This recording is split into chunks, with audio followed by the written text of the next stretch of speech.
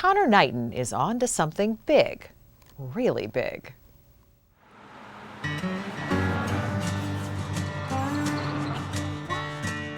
The sign on the outskirts of Casey, Illinois, claims that 3,000 people live here. It's being generous.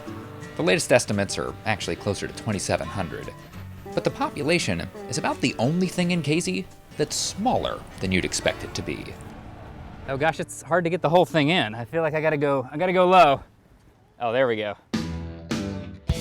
Casey is home to the world's largest rocking chair, and the world's largest pitchfork, and the world's largest golf tee. From the largest mailbox in the world, you can look out on a main street that could be in any American small town. Now, you've lived here all your life? All my life, yeah. What was it like when you started to see some of these businesses close down? It's heartbreaking because when you grow up in a small community, I mean, you know everybody, so you see a town just kind of slowly dying off.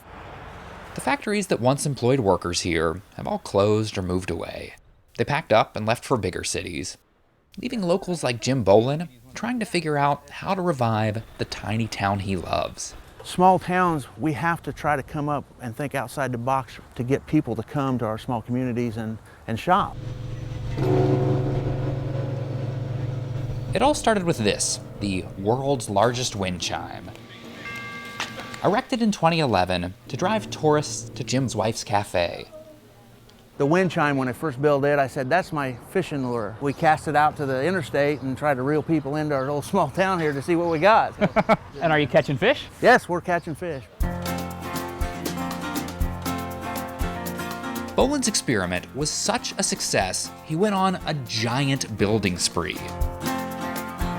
His family owns a pipeline business, so he had easy access to the raw materials. Did you start to feel like a man on a mission? Yeah. And because at this point, I'm thinking, okay, what can we do for our town? So I'm looking at different businesses and trying to find something that would correlate with their business. Free of charge, he gave the local barbershop the world's largest barbershop pole. The candy store up the street got a whimsical pair of the world's largest wooden shoes. Do people come in just to see the shoes? Yes, they come in to see the shoes, and then they find out it's in a candy store, so it helps me as well.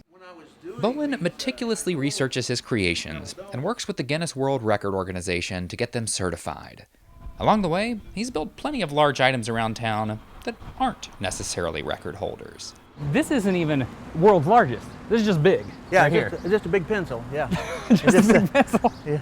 The collection of giant objects has put Casey, halfway between St. Louis and Indianapolis, on the map.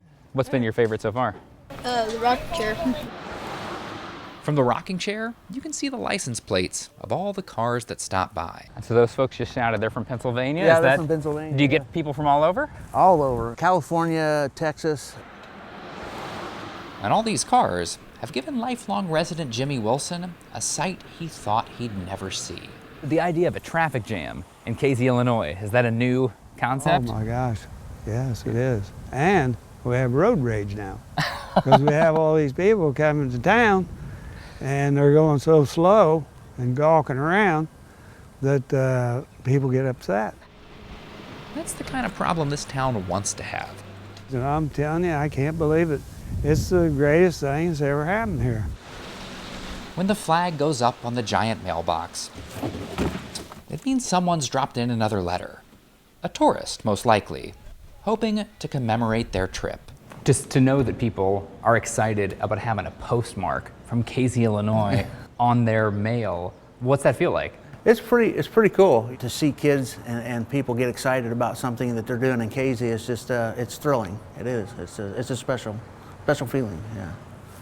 Big dreams and a bigger heart, all in a small town.